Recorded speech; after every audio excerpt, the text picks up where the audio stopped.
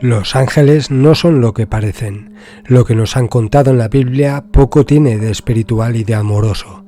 Hay una historia oculta que no nos han contado. Los que se conocen como ángeles eran emisarios de la entidad Elohim, Yahvé, entidades de carne y hueso que eran mensajeros, soldados alienígenas de ese jerarca alienígena, de ese Elohim, que eran enviados para dar mensajes a sus elegidos y para hacer cumplir sus leyes, las leyes que eran designadas a las tribus elegidas por el Elohim o comandante Yahvé.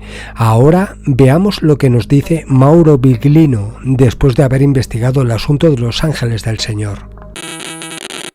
Tenemos también la bella historia de María, que recibe la visita de Gabriel. Ahora bien, Gabriel es una palabra en hebreo que no es un nombre. Es un término funcional, significa Geber de un él, es decir, uno que ejerce el poder en representación de un él. Él es el singular de la palabra Elohim, sintetizando la que indica a los poderosos, es decir, a aquellos que tienen el control. Así que el Geber de un él, que en hebreo se llama, como la palabra suena, Geber de un él, la transforman en Gabriel, cambiando el largo de las vocales, etc. Se transforma en Gabriel, es decir, que un Gabriel se encuentra con María y ella queda embarazada sin haber estado con un hombre. Este tipo de cosas en el Antiguo Testamento se cuentan muchas veces, es decir, que muchos visitaban a las mujeres de la familia abrahámica y después de que ellos las visitaban, ellas quedaban embarazadas. Esta historia de acá se repite constantemente en el Antiguo Testamento, pero atención, en los textos coetáneos, es decir, paralelos a los evangelios, se cuenta, por ejemplo, el hecho de que José tenía miedo de que María hubiera sido engañada por alguien que se hizo pasar por otro. Ahora bien, esto que cuento en los evangelios canónicos obviamente fue borrado, porque José debe ser uno que aceptó la voluntad de Dios. Y no fue así. Él pensaba y decía, pero si fue así, ella debe ser lapidada. Y así que se le presentaba toda una serie de problemas porque tenía miedo de que alguno se hubiera hecho pasar por otro. Entonces, así que, ¿cómo decirlo? La historia es diferente a la que siempre nos han contado. Porque un Geber de un él, un Gabriel, por ejemplo, se le presenta a Daniel. Daniel, ustedes ya saben, el profeta. Y acá pasa una cosa curiosa. Cuando Daniel lo ve llegar, dice, vi llegar un Ish. Como expliqué al principio, vi llegar un personaje masculino. Y en la Biblia que tienen en su casa, está escrito que llegó volando rápidamente. En hebreo, en el diccionario de hebreo, en el diccionario de etimología, este es un diccionario italiano, este es un diccionario inglés, es un diccionario de etimología inglesa, donde se cita ese mismo versículo, se traduce exactamente, para que vean que no soy yo el que lo traduce así, se traduce exactamente lo que dice en hebreo. Llegó muy cansado. En la Biblia que tienen en su casa está escrito, llegó volando rápidamente. ¿Por qué? Porque como Gabriel es considerado un ángel, y los ángeles pueden llegar volando rápidamente, pero Gabriel no es un ángel, por lo que llega cansado. Así está escrito, y lo dice acá, Acá está. Acá. No les estoy mostrando la traducción mía, estoy manteniendo mi compromiso. Acá está lo que dicen los diccionarios para que lo puedan ver las veces que quieran. Y están comparados con las fotocopias de las páginas. Así que un Ish visita, un individuo masculino visita a María y ella queda embarazada sin haber conocido un Adán. Es decir, sin haber conocido uno perteneciente a la especie de los Adán. Así que es probable que el Espíritu Santo sea el que entró por donde hay que entrar, ¿no?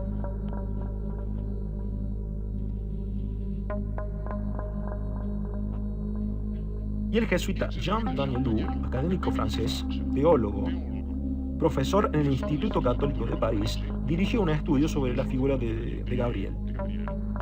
Y sobre la figura del Espíritu Santo, como saben en el Evangelio está escrito que el Espíritu Santo cubrió a la Virgen con su sombra y ella queda embarazada.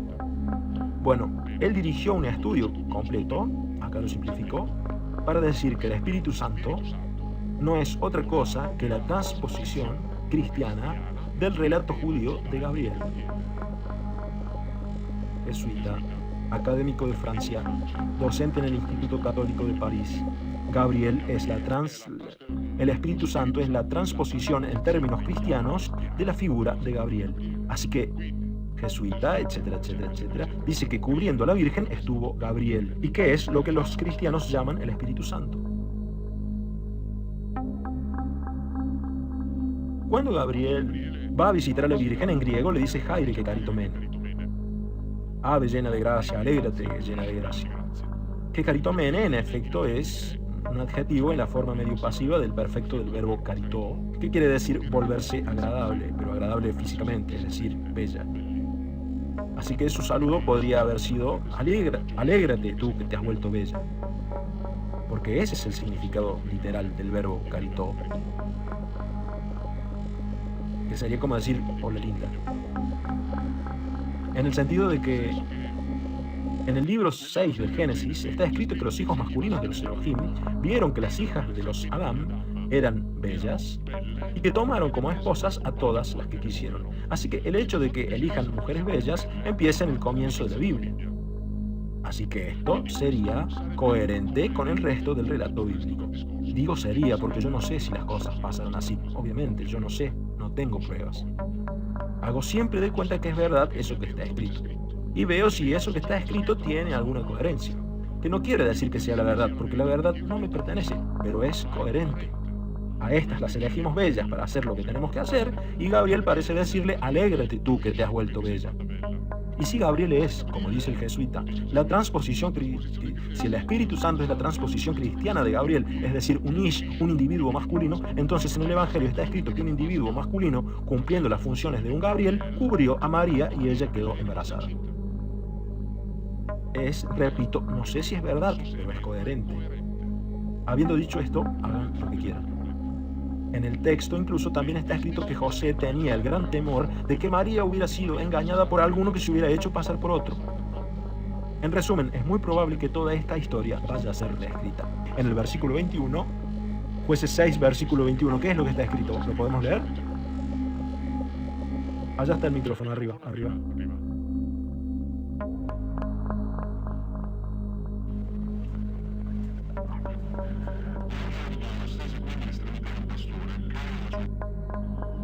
Entonces el ángel del Señor tocó la carne y los panes con la punta del bastón que llevaba en la mano y salió de la roca un fuego que los consumió. Enseguida el ángel del Señor desapareció de su vista. Ok, dice que desapareció de su vista. Si ustedes tienen una Biblia en su casa y lo buscan, pueden encontrar se desvaneció, se evaporó, desapareció, etcétera, etcétera, etcétera. En hebreo está escrito se fue caminando.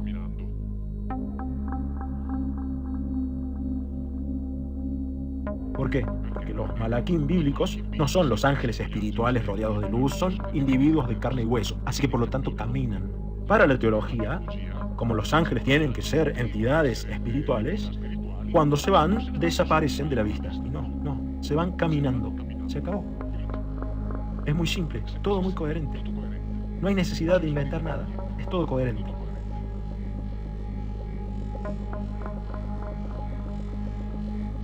Los ángeles, los considerados ángeles y los considerados teoi, yo dije al principio que todos cuentan la misma historia, por eso ahí en el libro de Mondadori, en ese que está ahí, hablo de los teoi homéricos. De esto, es decir, de los teoi, que sería la palabra en griego para indicar los Elohim bíblicos, también son mencionados por el apóstol Pablo. Así que si los menciona el apóstol Pablo, los cristianos deberían creerlo, porque Pablo es el fundador del cristianismo. En la primera letra a los Corintios, en el capítulo 8, Pablo dice: es verdad que algunos son considerados dioses, sea en el cielo o en la tierra. De hecho, hay una cantidad de dioses y una cantidad de señores. Como, de hecho, hay muchos dioses y muchos señores. Pero para nosotros no hay más que un solo Dios. Como, de hecho, hay otros. Pero para nosotros solamente cuenta uno. Esto, según las palabras usadas por la gente que sabe, no se llama monoteísmo, se llama monolatría. Monolatría quiere decir que saben de la existencia de muchas, llamémoslo así, divinidades, pero eligen una y adoran solamente a esa, punto. Pablo era un monólatra, no un monoteísta. Lo dice acá. Como de hecho hay muchos. Y si lo dice Pablo, los cristianos deberían creerlo. Necesariamente es el fundador del cristianismo. Y dice otra cosa más Pablo en otra carta, que me acordé ahora. Les dijo, hablando de este tema, es decir, de los considerados ángeles. ¿Qué página era que no me acuerdo?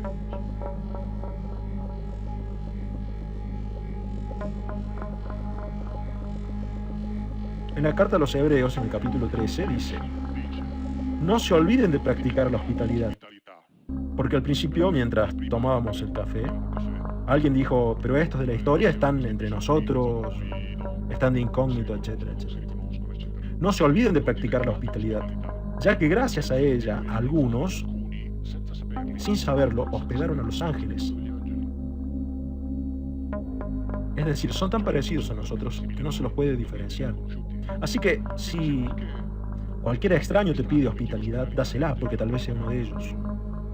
Carta a los Hebreos, traducción de la Biblia de la Familia Cristiana. Resumiendo, lo dicen por todos lados. Así que, obviamente, la religión monoteísta tiene que, ¿cómo decirlo?, hablar de otras cosas. Pero esto es lo que está escrito. Esto es lo que está escrito. Y es lo que les decía al principio, que tengo el trabajo más estúpido del mundo. Leo lo que está escrito. Después de lo cual se explican un montón de cosas que encajan perfectamente.